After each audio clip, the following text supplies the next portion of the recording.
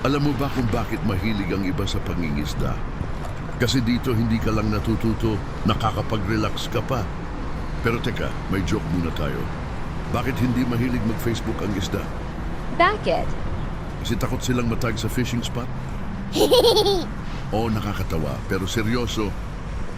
Sa pangingisda, matututo kang maghintay at magtiwala sa proseso.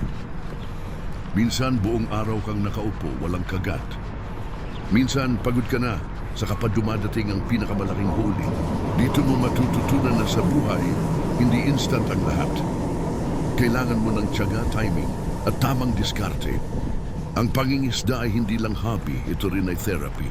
Habang nakatingin ka sa tubig, humihinga ang isip mo, lumalayo sa stress at natututo kang pahalagahan ang kalikasan.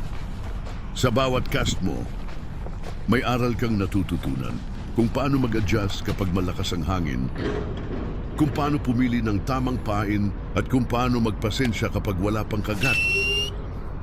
At tandaan, hindi lang isda ang uuwi sa iyo, kundi kwento at aral na pwede mong dalhin habang buhay. Ang tunay na benepisyo ng pangingisda ay hindi lang ang huli, kundi ang katahimikan at kasiyahang dala nito sa puso. Kaya kung may pagkakataon ka, subukan mo ring mangisda. Dahil sa pangingisda, matututunan mong mangarap, maghintay, at magpasalamat.